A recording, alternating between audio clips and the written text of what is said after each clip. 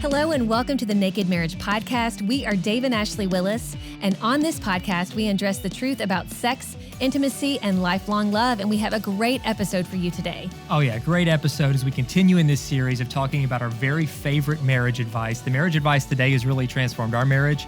We hope it transforms yours as well. And then we've got a powerful question at the end, so stay tuned for that. One quick announcement before we dive in. If you haven't read it already, check out our book, The Naked Marriage. If you're watching us on YouTube right now, you see me holding up the Naked Marriage book. If you're listening somewhere, just picture us holding up the Naked Marriage book.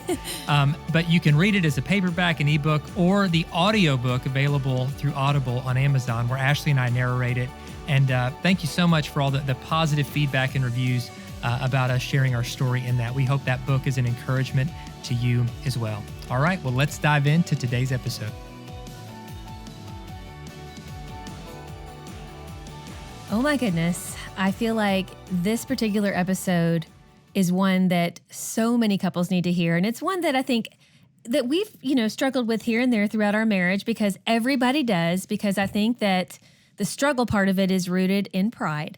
And that is the marital advice that we should not score keep, okay? Yes. It is so huge, and it's something that is so simple, but it gets so many couples in trouble. I mean, I think we receive multiple emails every week about this particular subject. In one way or another, we do. And it is great advice, and early in our marriage, again, this whole series we're in right now over these next few months, our favorite marriage advice. Yes. And some of the advice that helped us early on was when someone said, just don't keep score. Yeah. Don't try to make it 50-50, because marriage isn't 50-50, it's 100-100. Yes. It's not trying to divide everything evenly in half, but it's giving everything you've got. Mm-hmm. And man, what a game changer when we really wrap our heads around that. Mm-hmm. And if we don't, though, what happens is you're constantly stuck in this negative cycle of trying to keep track of every little thing your spouse is doing wrong, and everything you're doing right, and feeling like you're entitled to this because he did that or she did that, or, he spent this much time over there, yes, so I get to spend this much time, or,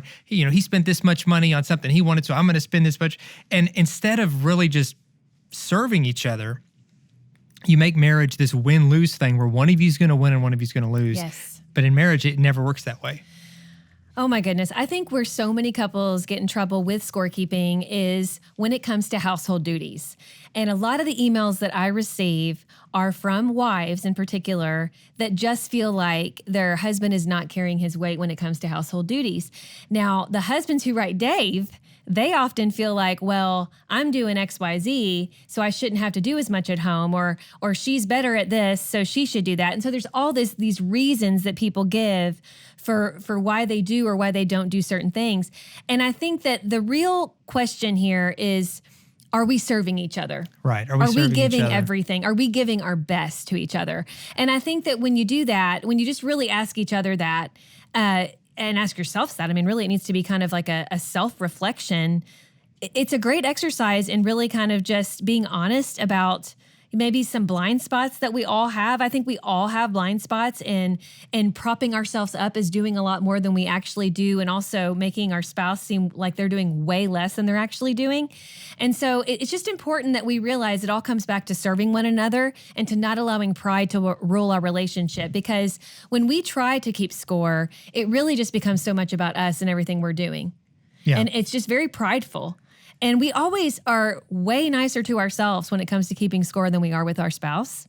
Yes. And so it really, when we have these like arguments over this, I understand that there's some practical, steps that need to be taken to make sure that certain things get done. And maybe if you're a real, if you like things written down on paper, maybe write those duties down. But I don't think that making sure that everything is exactly split even is the answer, because the truth is certain duties, one spouse may be better at it, and certain things too take a lot more time and a lot more effort than other things. And so then you get into that and you're just splitting hairs, and it's maddening.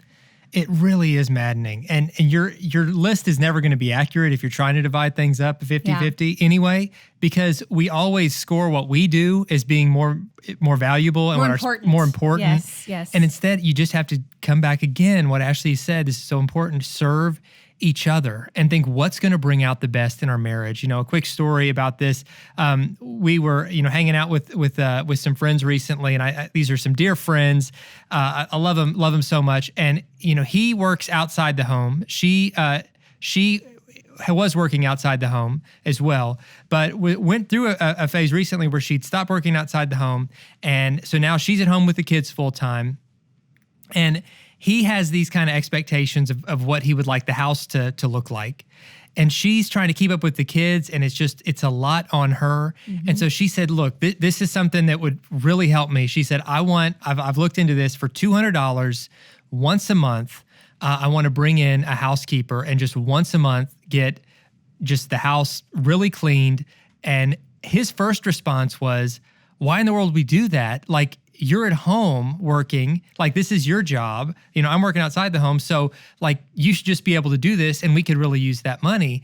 But as he was kind of expressing that, and his wife was just saying like, listen, you know, it's chaotic trying to get all these kids where they need to go. It is a lot, and this would help me a lot. And then she said something that completely changed his perspective. She said, isn't $200 a month a worthwhile investment to make sure that we can keep a strong marriage? Yes, it is. And he laughed and he said, well, you put it that way. It absolutely is. And so he happily— Good for her for like putting it in perspective. Right. So he happily now does that, and he doesn't see it as an investment just in the cleanliness of his home. Like he sees this now as a way to serve his wife, who is— at one time he had this mindset of like, well, no, you should just be able to suck it up and get this done. But you know, she's doing a lot that, you know, he can't see. There's, you know, a bunch of kids and she's taking them all these different places. Sure, yeah. And there's a lot that goes with managing a house and still keeping things, you know, straightened up as she goes. But she's saying this once a month thing would really, really help me. And so he decided, instead of like making her feel badly about that, I'm going to celebrate the fact that this is a way that I can serve her as she's doing so much to serve our family, and this is going to help our marriage.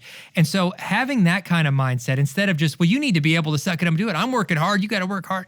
Like to say, no, I know you're doing a lot. What can I do to make your life better? It's never your job to try to belittle or parent your spouse or try to, you know, tell them that they should be doing a lot more than they're doing. Instead, it's okay to tell them what that you need or what you would appreciate if they would do that for you, especially if you're like me and acts of service is actually your love language. I mean, that's my primary love language. And so when Ashley does acts of service, it really just makes my heart full. You love it when I just get stuff done. Oh, when she gets stuff done, she is so sexy. It doesn't even matter what it is. Like it could be like registering our kindergartner for school and just making sure that's taken care of, because you have to gather like your whole life worth of documents to do that. And it's just kind of a, you know, it takes effort, and he's been so appreciative about it. And not that you wouldn't do it. I mean, you've registered our kids for school over the years. She tells me what she's done, and it's like she's talking dirty to me. You know, she's like, and then I registered them for school, and then I went to the store and I picked up these things we needed, and I'm like, oh, what else did you do? And she's like, and then after that, like I got this bill taken care of, and I'm like, oh, baby. It's like, you might as well be wearing lingerie when you're talking to me like that. You do love it. You're like, because you are a person who, you're very driven and you're very strategic. That's your number one strength. And you get stuff done, and you appreciate it when I do that too. Now, you don't put it on me like necessarily, like, if you don't do these things, I've never ever I'm going to be mad. Given you a list for like, and I think personally, marriages where one spouse gives the other spouse a list, that just— some appreciate a list, I will say that. Unless you're asking, if your spouse is asking, could you write down, you know, the things that you're asking me to do? But if it's always this honeydew list that you feel like you're never— if it gets into this dynamic where you feel like the spouse who's giving the list is always judging and critiquing and grading as if they're the employer or the boss or the parent, and you've got to do these chores for them, when that becomes the dynamic, that just feels unhealthy. And a lot of the couples that I've known that have kind of gotten into that, I think they would almost describe it as unhealthy, at least the one who's getting the list would. And so— well, it just feels like it's never ending too. I mean, it's never finished, you know? Yeah. Most of those kind of lists, they're just constant. And people joke about the honeydew list. Like if in your marriage, the list is like here and there and it's no big deal, we're not talking about that. We're meaning like where one is constantly adding to a list and the other's never given a list. Like, you know, there's not a reciprocal list. Right. It's a one way. Right. Exactly. So that can just be hard. It adds a lot of pressure to the marriage. And usually there's not a lot of good communication going on there. You know, you can't communicate during your whole marriage through lists. Like that's not going to get you anywhere. So you got to talk about these things, talk about your frustrations, but also definitely set expectations together. You know, I remember gosh, a few years ago, I am a clean freak. Like I will just say it. I am. Like I really like a clean house. I really just like things so. And now with 4 boys, it's not, I mean, believe me, my house, it's it's going to be messy at times because we have kids and we have life and things like that. But I do appreciate a clean house. And when I was teaching school, I remember our schedule, it would just got even crazier. And this is before we started doing marriage ministry to the extent that we're doing now. But things had to shift a little bit. And so Dave was like, sweetie, please, just to take this off your plate. I know you're super particular with cleaning, but there's just not as much time in the day. Let's, have a housekeeper come every 2 weeks. And so I asked my friends about it. I had her come every 2 weeks. She was great. But then I have this part of me that actually, and I know some of you listening are going to be rolling your eyes when I say this, it's kind of therapeutic for me to clean my house because I know that I'm the one who cleaned it, okay? Now, there's times where I definitely dread it, but I actually like it. And so when things slowed down a bit, I went back to that, with cleaning our house. But then the one thing I hate when it comes to housekeeping, and Dave and the boys help too. I'm not going to act like I do it all. Like our kids, we have official chore day. I have a whole blogs about this, about chore day, where everybody pitches in, and we have the daily chores that our kids do. And Dave pitches in all the time. And you work so hard. You're the hardest worker in the family, and not only in this area, but really in all areas. But I don't know about that. You get it. Well, I just really like a clean house. And we all try to. But there came this point where with this one chore, it just became the bane of my existence. And it was after our 4th child was born, and then we got a little busier with our traveling and our speaking, and I just never felt like I could keep up with it, and that was laundry. And Dave would help out some too, but I hated folding it.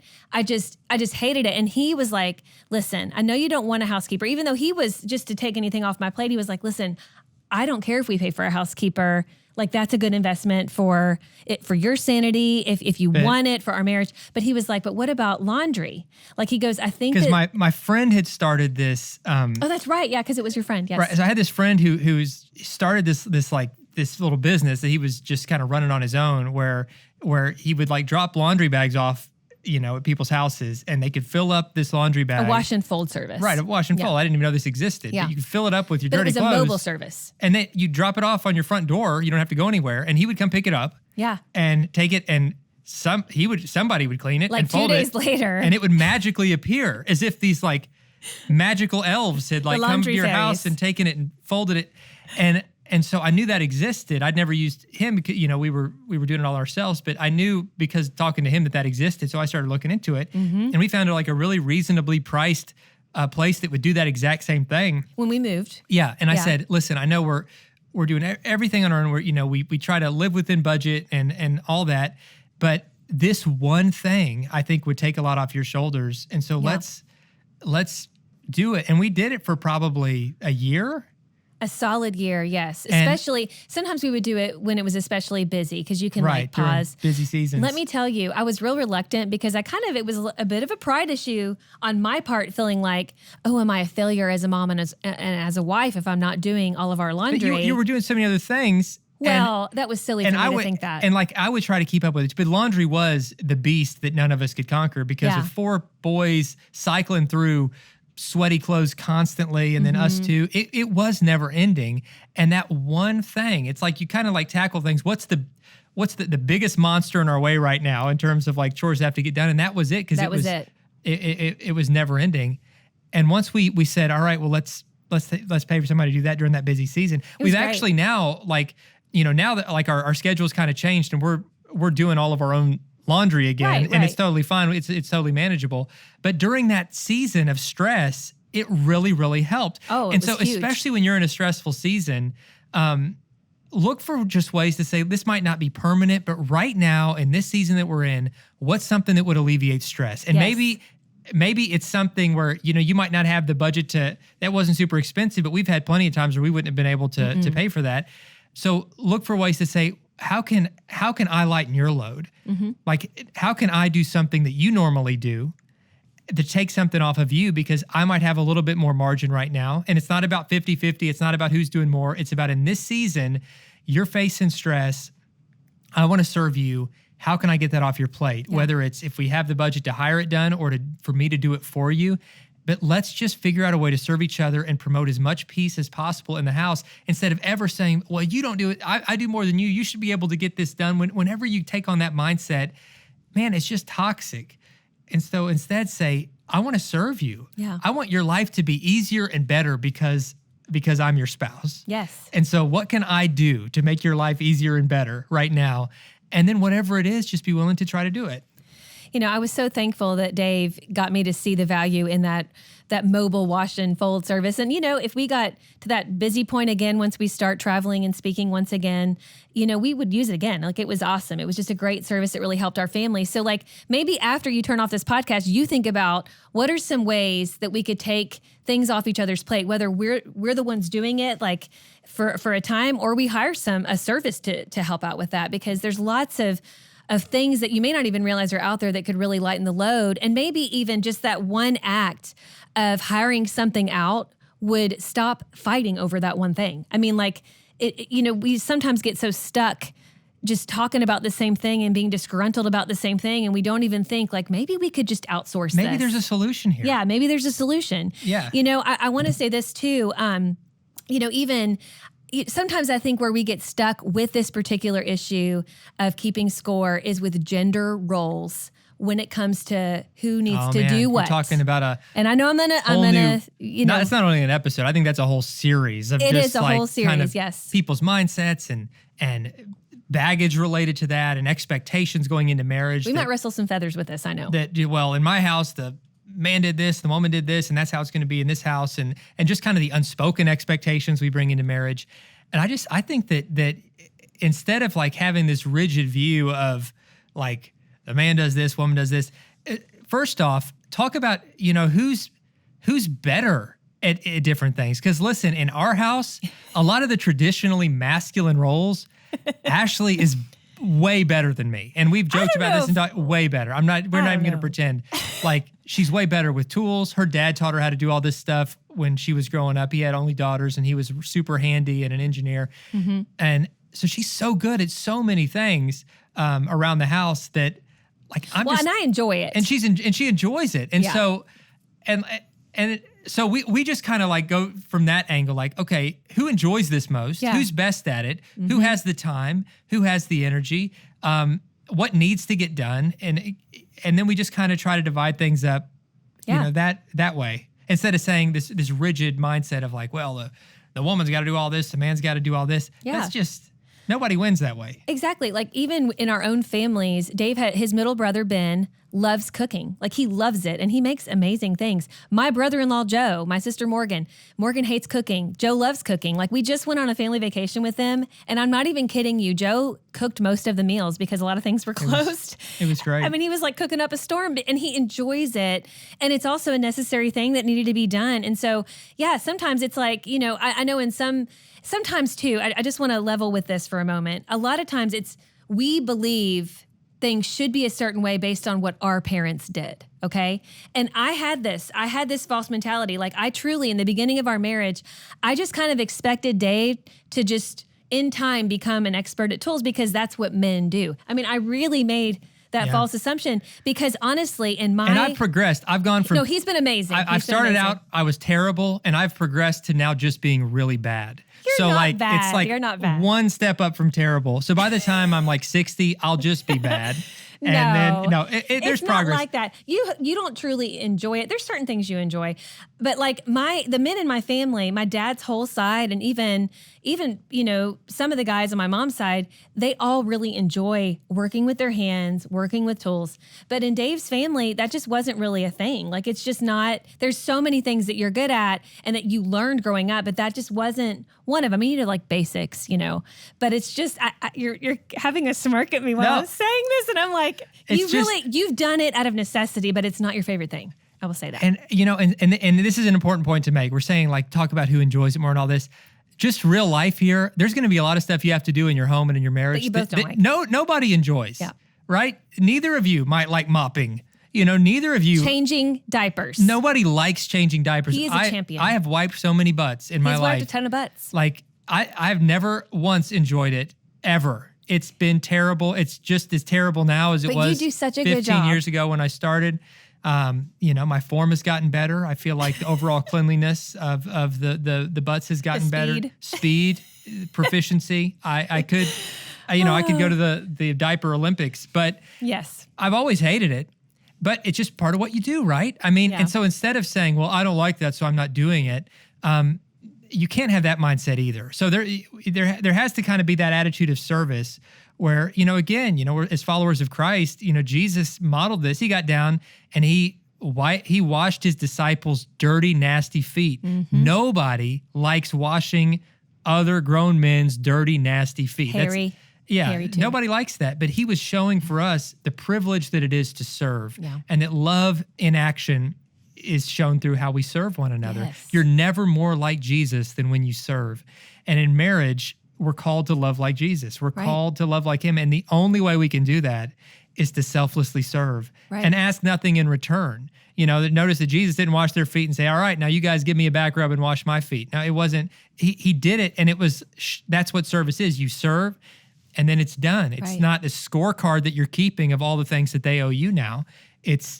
It's an act of love in itself that's self-contained without any strings attached. Right. And in marriage, there have to be millions of those moments back and forth. And it's sacrificial love too, because you do sacrifice your time, you sacrifice convenience. I mean, we talk about starting with what you do enjoy and what you're really good at. But like Dave said, I mean, there are so many, there's so many things in life that we're teaching our boys this too, that you just have to do because it needs to be done. I mean, that's just part of being an adult.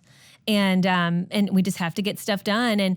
And we have to approach these household duties, and even just more than household, like even just financially, working for the family and just doing, getting the kids to where they need to go. We need to do those things just because they need to be done, and we need to have a good attitude about it, and just know that we're adults and we're going to be grown up about this. I think so many times it's like we kind of revert back to being children and just kind of sticking our feet down and crossing our arms. I don't want to do that. I don't want to do that. I'm not eating my broccoli.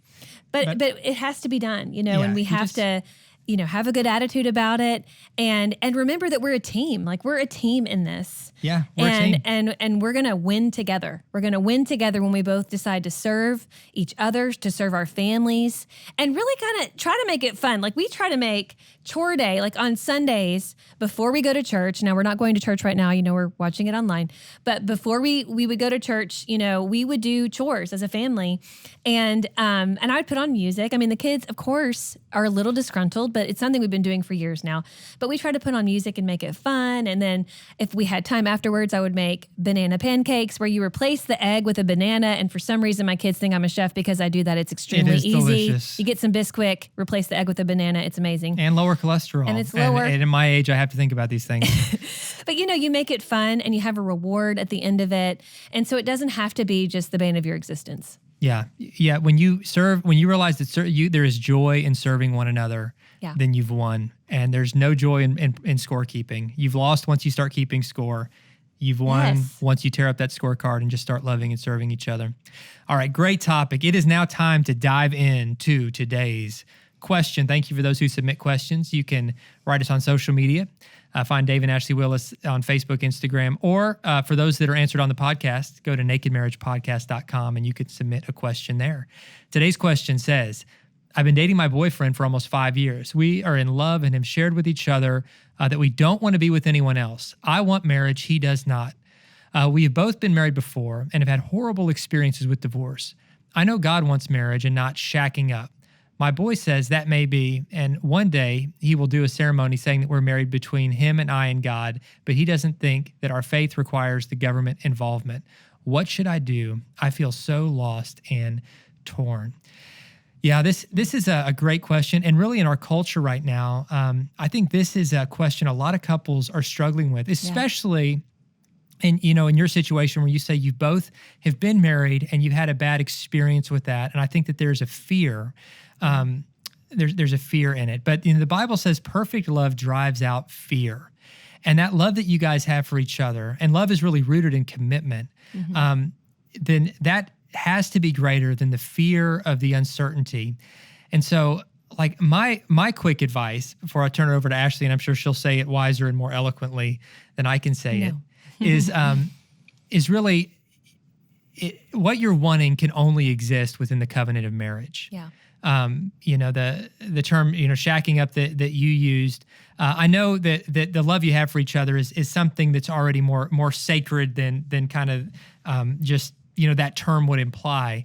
But trying to do that without marriage, which people have tried to do for years, have tried to have the benefits of marriage and the commitment of it without the covenant of it, we're missing out. Marriage, a wedding itself, all through Scripture, it's a picture of that your relationship is both a very private relationship between just you and your spouse and God, but it's also very public, which is why, every wedding in the Bible, including where Jesus' first miracle took place, was always a very public ceremony showing that we're entering into this community as a couple, and we're part of this community as a couple and as a family, and we need the support of the community around us as we go. So to make it only a private relationship, you miss out on half of what marriage is meant to be, which is that public half. Mm-hmm. And you also miss out, even more importantly, on the spiritual blessing that God only releases when that covenant is made through marriage. We can't, this isn't just semantics. This isn't just living one way and calling it marriage versus calling it commitment. For God, it's much deeper than that. It is something that is sacred once we make those vows to one another, and there's really no substitute for it. Yeah. So my advice, and this might be just too blunt, but I would say that, again, showing some compassion for your boyfriend, because I think that there is just some fear that's holding him back. And I'm not saying he's like a terrible person or anything like that. I'm sure he's a good person. But this issue of marriage is so sacred and so important that anyone who is not willing to commit to you in marriage isn't worthy to commit to you in any other way. Mm-hmm. So I would say, for the length of time you guys have been together, it's kind of to the point where it's like, listen, if you don't want marriage, then that's enough reason for us to go our separate ways. Because I want more than just, living together and saying we're committed, but doing it apart from God's plan. Right. When our relationship can't thrive without God's plan and His blessing, and that only exists within the covenant of marriage. And so I would say move toward marriage or move toward singleness, but staying in this situation long-term is not healthy. Gosh, sweetie, I don't think I could say it any better. And I know it's hard and it's tender and there's all kinds of layers to this particular situation. But I do think that I would definitely try to go deeper. I would encourage this person to go deeper with her boyfriend and ask him maybe some hard questions and say, like, is there a reason you don't want to make this a legal thing? Because he said he would be okay with having it be a covenant between them and God, but not with the government. And again, I feel like there's something there. Maybe it is just based on fear, but I would have pause for that because why? What's the reason? I would definitely try to get to what's, the reason is there, because that gives me, I feel like that's a bit of a red flag. And again, I don't know the entire situation, so please forgive me if there's something that I'm missing here. But I agree with Dave. I think that this is a crossroads. I mean, you've been together 5 years and you were married before too. You know what marriage takes and you've been through a divorce and you know how heartbreaking that can be and you're willing to get married. So just have these honest conversations with your boyfriend and say, like, listen, I'm willing to take the big jump. I love you. I want to commit my life to you. I want you to be my forever. And it hurts me deeply to think that you won't even consider that. Like, I'm not important enough in your life for you to do this all the way, both spiritually and legally, because it's very important for it to be, you're either all in or you're not, right? And so we'll be praying for you, and we appreciate you being so open and honest with this question. I know it's kind of a hard place to be, but we do appreciate you for bringing up this important topic. Yeah, and we appreciate all of you for listening. And so help us spread the word about this podcast. You can share about it online, on Facebook, Instagram, Twitter, wherever you are. Just let people know that you're listening, and you can encourage people to listen that way. And also, when you leave a review and when you subscribe, it also helps others discover it. So thanks for being part of this online community. We'll see you guys next time. Bye, guys.